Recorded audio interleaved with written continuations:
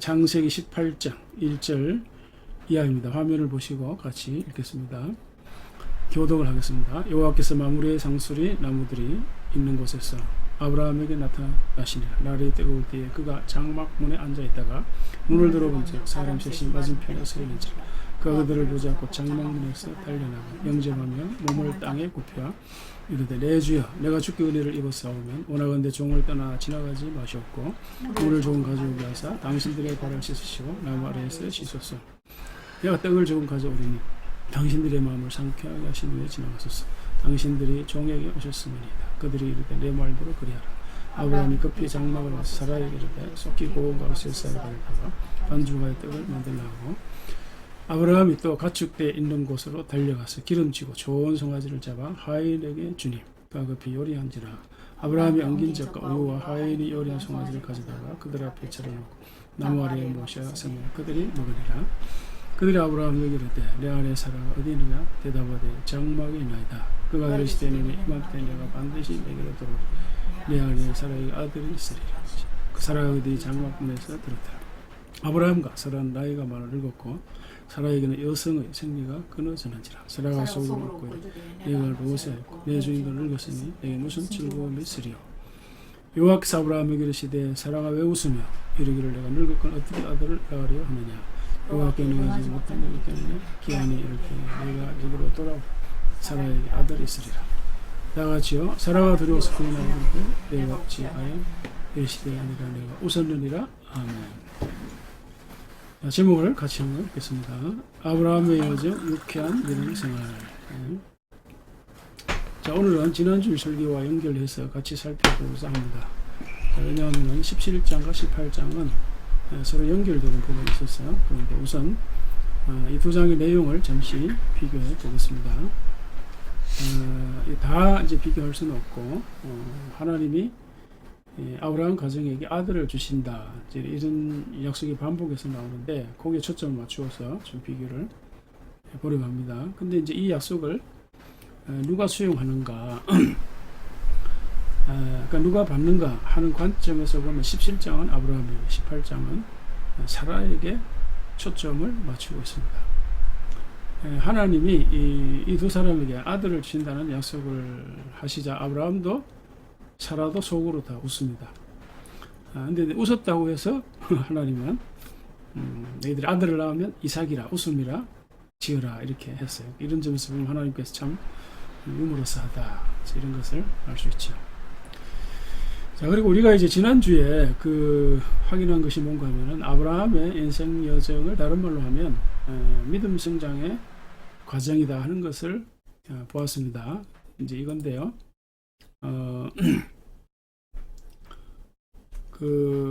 아브라함이 이제 75세에 하나님의 이제 부름을 받죠. 그렇게 해서 이제 믿음 생활을 시작하죠. 이렇게요. 믿음 시작을 하고, 그 다음에 이제 86세 때에 그 아내의 제안으로 첫 하가를 통해서 이제 이스마엘을 얻는 아주 뼈아픈 경험이 있습니다. 그리고 이제 99세 때에 아들 약속, 그걸 받고 이제 100세 때에 아들을 또 얻지요. 그리고 이제 창세기 22장에 가면 이제 하나님께서 주신 아들을 다시 제물로 바치라 이렇게 과정이 있는데, 이제 이런 아브라함의 인생 여정을 보면 한마디로 아브라함의 믿음 성장의 훈련 과정이다 이런 걸 우리가 확인을 했습니다. 그런데 여기 중요한 것은 이제 아브라함만이 아니라 아브라함의 아내 사라도 마찬가지 부부로서 한 몸으로서 믿음 훈련을 받은 거다 이렇게 우리가 확인할 수가 있습니다. 그런데 이제 두 사람의 그 믿음 성장의 정도라 할까 칼라가 다르다는 걸 알 수 있습니다. 그 미묘한 차이가 바로 이 창세기 17장과 18장에서 잘 나타나고 있습니다. 그래서 두 장을 좀 비교를 이제 하는 중에 있는데, 자, 그렇다면 이들 부부의 믿음의 칼라는 정도가 어떻게 각각 다를까? 어떤 차이가 있을까? 두 사람의 이 반응하는 이 전후 맥락을 보면요. 아브라함은 이제 하나님의 약속을 수용하죠. 이제 수용하는 것 같은데, 그러면서도 이 현실적인 문제에 자꾸 이제 걸립니다. 그 현실적인 문제가 뭘까요? 아브라함은 자기 나이죠, 나이. 그러니까 자기는 나이가 100세란 말이에요. 100세. 아내는 99세고. 이렇게 나이 많은 할아버지 할머니가 어떻게 아이를 낳을 수 있는가? 도무지 이제 이해가 안 가는 거죠. 그래서 이제 아브라함은 하나님, 저는 그저 그 이스마엘이나 상속자가 되기를 원합니다. 이스마엘이나 하나님 앞에 살기를 원합니다. 이제 이렇게 얘기를 했어요. 그러니까 하나님 아니야. 사라가 반드시 아들을 낳을 거다. 내년 이맘때에 아들을 낳을 거다. 그리고 나는 이삭과 태어나는 이삭과 언약을 세울 거다. 그리고 너는 할례를 행하라. 이렇게 지시를 했습니다. 그리고 이 약속을 듣고 아브라함은 이제 자신을 포함한 집안 모든 식구들, 그 종들을 포함해서 모든 식구들에게 할례를 받도록 하죠. 자, 근데 이 할례를 자기도 받고 할례를 행했다는 이것이 굉장히 중요합니다. 믿음 생활에서. 이제 무슨 말인가 하면은 자기나 그 아내의 현실을 보면은 이제 우리가 어떻게 아들을 낳을 수 있을까, 생산할 수 있을까, 이제 믿음이 흔들리죠. 현실을 보면은요. 그러니까 이제 베드로가 그 출렁이는 그 바다, 그 호수의 바다 이런 걸 보고 이제 믿음이 떨어지고 이제 물속 깔아앉았잖아요. 그러니까 이제 우리의 현실을 보면 자꾸 이제 믿음이 흔들리는 거예요. 하나님이 아무리 아들을 주시겠다고 약속을 해도, 그러나 이제 하나님이 아들을 주시겠다는 약속과 더불어서 할례를 행하라고, 할례를. 이제 그 말씀을 들었을 적에 아브라함은 순종했습니다. 순종. 그 할례를 실행한 이 순종이라는 행위, 이것이 바로 아브라함의 믿음의 표현입니다. 믿음의 표현. 그러니까 아브라함의 믿음이 좀 약하고 흔들리고 작은 믿음이지만은, 그러나 실행했다는 거, 실행. 그 실행함으로써 아브라함의 믿음은 더욱더 튼튼하게 되는 결과가 된 것이죠. 이게 중요합니다.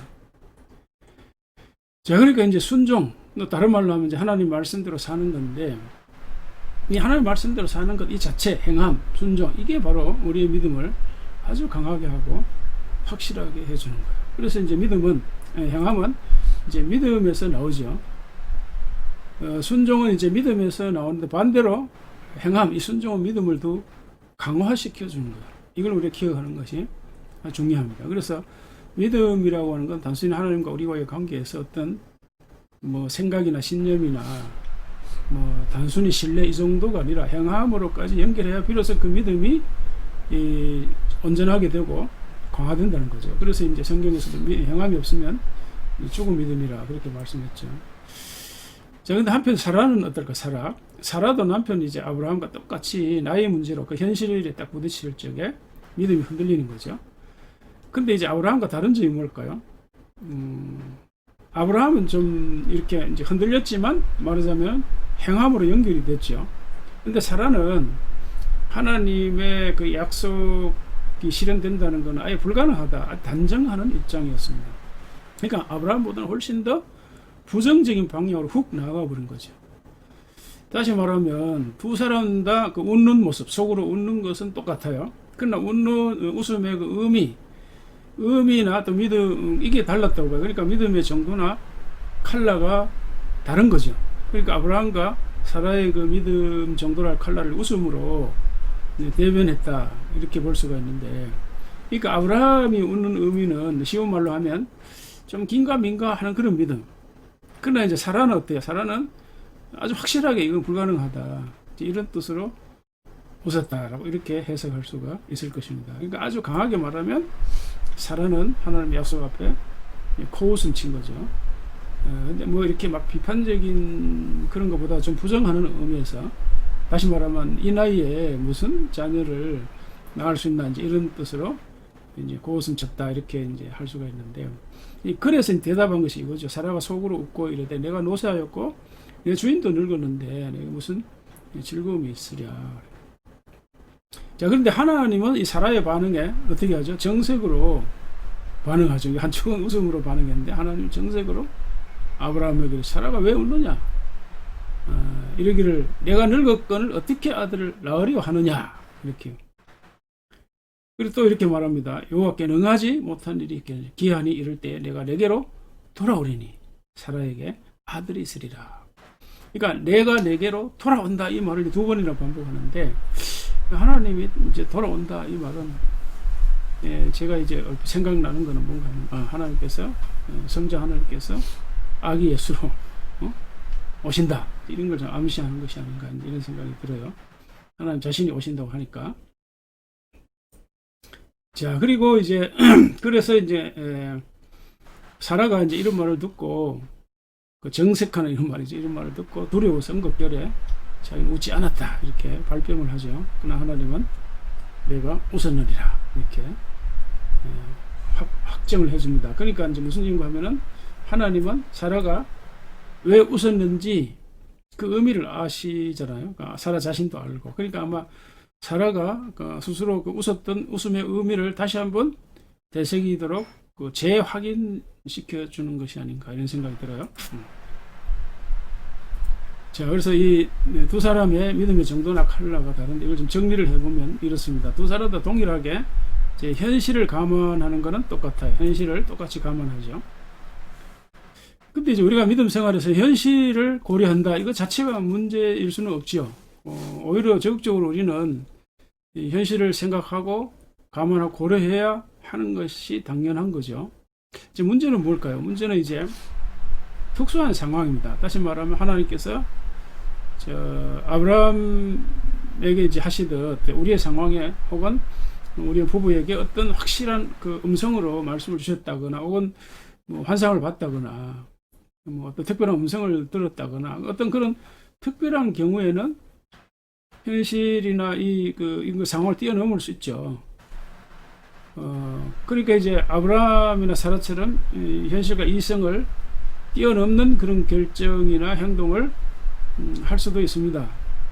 그러니까 이제 그런 특별한 상황이 생기면 우리가 항상 이제 현실이나 이성에 매여서 결정을 할 수는 이제 없을 겁니다. 그러나 이제 일반적인 상황인 경우에는 우리가 늘 말이죠. 현실을 고려해야 되겠죠. 현실을. 그러니까 일반적인 상황에서는 늘 합리적이고 이제 이성적인 결정을 해야 됩니다. 그게 이제 믿음 생활의 일반적인 모습이죠. 근데 이제 사라나 이제 말하자면 그 아브라함은 그 일반적인 상황이 아니잖아요. 지금 아주 특수한 상황인데. 그래서 이제 말하자면 현실의 근거에서 이성적으로 결정하기가 쉽지 않습니다. 그래서 하나님은 이성과 현실을 뛰어넘는 그 결정을 이제 말하자면 정말로 믿음에 근거한 결정을 하기를 기대를 하시는 것이죠. 자, 그런데 이제 아브라함과 이 사라를 비교하면 아브라함은 그래도 이제 이성적으로 합리적으로 결정을 하지만 그러나 이제 그 사라 같은 경우에는 더 아주 단호하게 말하는 이성주의자랄까 합리주의자랄까 더 부정적으로 결정을 하는 걸 보면은 굉장히 이성주의자다 이런 생각이 들어요. 그래서 이제 하나님 사라에게 여호와께 능치 못한 일이 있느냐 이런 말씀을 들은 거죠. 그러니까 이제 그 하나님께는 능치 못한 일이 있느냐 이 말은 그 자연 현상, 그 이성적인 합리적인 현상을 뛰어넘는다는 거잖아요, 그죠? 말은 기적이라는 거, 기적. 하나님은 기적을 행할 수 있다 이런 거죠. 그 다음 반응을 보면 이제 여기서부터 갈라지는데 아브라함의 경우는 자신의 현실을 생각하면서 긴가민가한 그런 일인데 그럼에도 불구하고 아브라함은 앞서 말씀드린 대로 순종의 발걸음을 옮기죠. 그게 이제 할례를 행하는 건데, 그러니까 하나님께서 아브라함에게 내가 아들을 주시겠다 그러면서 그걸 끝내는 게 아니라 언약을 행하라는 거죠. 그 언약을 행하는 게 이제 오늘 본문에서는 할례를 행하는 거죠. 그러니까 아브라함은 할례를 행했습니다. 무슨 말일까요? 그러니까 문맥 흐름에서 보면 아브라함은 믿음이 좀 희미해요. 그러니까 하나님이 아들을 주신다는 그 약속을 믿는 정도가 희미하고 작아요. 그러니까 이 약속이 정말 일어날까? 이제 긴가민가요. 그러나 순종의 발걸음을 뗐다는 거죠. 이게 중요하다 그랬어요. 이게요. 그래서 우리의 믿음이 아주 뭐 항상 이렇게 강하고 단단하고 굳건하다 쉽지는 않은데 그러나 그 작은 믿음이라 할지라도 우리가 말씀에 따라 사는 것이 중요하다 이런 뜻입니다. 그게 이제 오늘 본문에서 우리에게 주는 아주 중요한 메시지입니다. 그러나 사라의 경우는 어때요? 아예 안 된다고 단호하게 단정적으로 이제 반응을 하는 거죠. 그래서 하나님께서 사라에게 정색을 하고 여호와께 능치 못한 일이 있느냐 이렇게 했고, 사라가 웃었다는 것이 무슨 의미인지 다시 좀 상기시켜 주는 의미에서 는 분명히 웃었다 이렇게 이제 확인시켜 준 거죠. 자, 그렇게 이제 우리가 이제 현실만 보게 되면은 이제 우리의 믿음이 이제 흔들릴 수 있지만, 그러나 작은 믿음이라 할지라도 아브라함처럼 이제 순종의 발걸음을 옮기는 것이 중요하다 하는 것을 확인할 수가 있습니다. 자, 그러나 사라는 이제 지나치게 이제 이성주의적으로 이제 합리적으로만 생각하고 아주 단정적으로 반응을 하니까 정색하는 하나님 앞에서 그 두려움으로 반응하는 것을 볼 수가 있습니다. 신뢰에 근거한 믿음이 안 생기면 결국은 불안과 두려움이 우리에게 찾아올 수밖에 없다는 것을 암시합니다. 지난주에 본 대로 이제 아브라함처럼 우리도 신앙생활을 한 이후에 전개되는 이 삶이라고 하는 것은 믿음 성장의 훈련이다, 그 과정이다, 이런 걸 알 수 있는데, 이제 그런데 오늘 아브라함과 사라의 경우를 보면, 이제 부부를 할지라도 서로의 그 믿음의 정도나 칼라가 다르다 하는 것을 우리가 확인할 수가 있습니다. 그래서 오늘 말씀을 마무리하면, 자, 오늘 본문을 통해서 우리가 배울 수 있는 교훈 첫 번째는, 이제 비록 그 부부를 할지라도 오랜 세월 같이 믿음 생활을 했다 할지라도 서로 다르다, 믿음의 정도나 칼라가. 그걸 우리가 서로 인정해 주는 것이 중요합니다. 근데 이제 그 부부도 그렇고 우리 교우들도 그렇고 우리 서로를 볼 적에 왜 저 사람은 나처럼 신앙생활 안 하지? 나처럼 왜 기도 좀 안 하지? 나처럼 왜 성경 공부 안 하지? 나처럼 왜 봉사 안 하지? 자, 이렇게 강요하고 또 비판할 수가 있습니다. 이제 그런 것에서 우리가 좀 자유하는 것이 중요합니다. 서로 이제 다르니까 태어날 때 성격도 다르고 기호도 관심도 또 성향도 다 다르기 때문에 당연히 믿음의 정도나 칼라가 다를 수가 있죠. 그래서 이런 것들을 우리가 서로 인정하고 이제 수용해주는 그런 자세가 중요하다. 그런데 자꾸 이제 상대를 나처럼 바꾸려고 하면 거기서부터 이제 문제가 생기는 거죠. 다툼이 생기는 겁니다. 자, 그 다음에는 믿음 생활이란 기본적으로 현실을 감안하고 고려하는 거죠. 그게 중요합니다. 그게 나는 일상적인 믿음 생활에서는 반드시 우리가 유지해야 할 태도라 이렇게 생각을 합니다.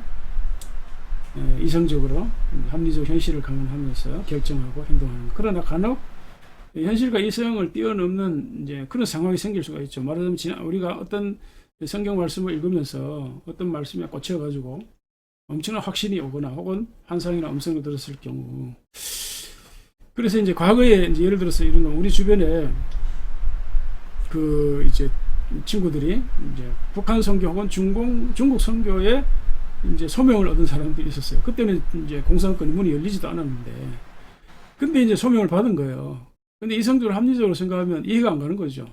공산권의 문도 안 열렸는데 공산권 선교 소명을 받는다, 간다. 보통 어려운 게 아니죠. 그 현실을 뛰어넘고 이성적이고 합리적이 뛰어넘는 결정이죠. 그럴 경우가 있을 수 있다는 거죠. 예. 그러나 이제 평소에는 우리가 이성적으로 현실을 고려해서 살아갈 수 있다. 그러나 간혹 이런 걸 뛰어넘을 수 있다. 이런 걸 우리가 받아들이는 것이 중요합니다. 그러나 이제 이 현실을 뛰어넘고 이제 이성을 초월한다는 이제 이런 결정이나 행동이 자주 일어날 수 있다. 그건 아닌 것 같아요. 자, 그런 거는 일생에 그 한두 번 있는 정도로, 가령 이제 아브라함이 이제 175세를 살았잖아요. 그러니까 175년 동안에 아브라함이 현실을 뛰어넘고 초합리적으로 초이성적으로 결정하고 행동한 일이 몇 번이나 될까? 전체적으로 보면 그렇게 많지 않아요. 그러니까 한 서너 차례. 이제 이를테면 갈대아 우르에서 하나님의 음성을 듣고 고향을 떠나죠. 그 옛날에 고향을 떠난다는 것은 쉽지 않죠. 그래서 그리고 또 뭐 애국으로 기근이 생겼는데 애국으로 가지 말았어야죠. 이성적으로 현실적으로 생각하면 애국으로 가는 것이 맞고, 또 이제 현실적으로 생각하면 아내의 제안대로 하갈을 첩으로 들어서 아들을 낳아가지고 그 대를 이어가는 거, 이때 만든 거죠. 그러나 그걸 다 초월해서 계속 하나님의 약속을 기다렸어야죠. 그냥 아들을 또 희생 제물로 바치라, 이것도 마찬가지고. 자, 그래서 아브라함 인생에서 그 현실을 뛰어넘는 초이성적인 결정을 해야 할 상황이 그렇게 많지는 않습니다. 그리고 우리가 중요하게 고려해야 될 것은 구약 시대나 신약 시대는 계시적 그 사건이 많이 일어났습니다. 그러니까 아브라함의 경우는 계시적 사건이기 때문에 이걸 지나치게 이제 일반화하는 것은 무리일 수가 있습니다. 그래서 우리들의 삶에 있어서는 거의 대부분 그저 말씀에 따라 이성적으로 합리적으로 현실을 고려하면서 믿음생활을 하는 것이 중요하다, 정상이다, 이렇게 말씀을 정리할 수가 있습니다. 그 다음에는 믿음이 비록 약하고 작다 할지라도 순종의 발걸음을 떼는 것이 중요하다는 거예요. 그러니까 그럴 경우에 내 믿음이 더욱 굳건해진다는 건데요. 그래서 예수님도 말씀하셨죠. 믿음이 겨자씨 같이 작을지라도 산을 옮길 만한 기적이 일어날 수 있다. 그러니까 믿음이 크고 작음의 문제가 아니라는 거죠. 중요한 것은 어떤 이제 그 생명이라도 그 생명체가 살아 있으면 그게 이제 뿌리가 나고 싹이 나고 자라죠. 성장이 일어납니다. 그러니까 문제는 그 생명체가 살아나느냐 죽느냐 이런 것처럼 우리의 믿음이 크거나 작거나 그게 중요한 게 아니라 진짜 믿음인가 아닌가 이제 그게 중요합니다. 예. 그래서 그것이 결국은 진짜 믿음인 경우에는 크거나 작거나 이게 의미가 없고 결국 순종으로 그 믿음이 이제 연결되는 거죠. 이제 그럴 경우 믿음 생활 뭐 초신자라도 결국은 이제 기적으로 연결되는 일들이 이제 일어날 수 있다. 이렇게 확인할 수가 있습니다. 마지막으로 확인할 수 있는 것은 웃음 섞인 믿음 생활. 예. 저는 이것을 아주 적극적으로 표현해서 유쾌한 믿음 생활이라 오늘 설교 제목처럼 그렇게 정했는데, 이제 하나님께서 아브라함과 사라 웃었다고 해서 아들 이름을 이삭이라 웃음이라 이렇게 지었는데, 그거는 참 하나님께서 유머러스하다. 그러니까 말하자면 하나님은 우리에게 웃음을 주시는 분이고 또 이렇게 즐겁고 유쾌하게 살아갈 것을 암시하는 그런 메시지로 해석할 수가 있습니다. 그래서 이걸 이제 적극적으로 말하면 우리가 믿음 생활이나 우리가 살아가는 삶의 자리에서 이왕이면 즐겁고 유쾌하게 살아가면 좋겠다, 이런 메시지로 좀 정리했습니다. 이제 요즘 참 날씨도 더워서 짜증이 날 수 있고 또 우리 주변에 일어나는 뭐 사회적인 일, 정치적인 일이나 또 이렇게 짜증스러운 일들이 스트레스 지수 올리는 사건들이 많이 생기지만 또 불안하기도 하고 여기저기 막 묻지마 살인 사건이 일어나서 불안하기도 하고, 네, 그렇지만 어쨌든 우리가 즐겁고 유쾌하게 살아가는 것은 우리의 행복 지수와 관련이 있죠. 그래서 이제 성경은 언제나 즐겁게 믿음 생활을 하도록 말씀을 하시니까, 그래서 우리 모두 이제 부부를 할지라도 믿음 생활의 다양성을 인정해 주면서 즐겁고 유쾌한 믿음 생활 해 나가시기를 주의 이름으로 축복합니다. 아멘. 하늘에 계신 아버지 이름 거룩하사 주님 나라 임하시고 뜻이 이루어지리라.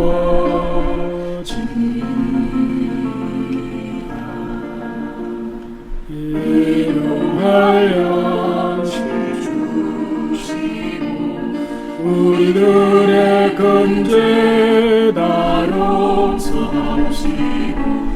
시험에 내마시고 다리서 원하소서 되네 주의 나라 주권세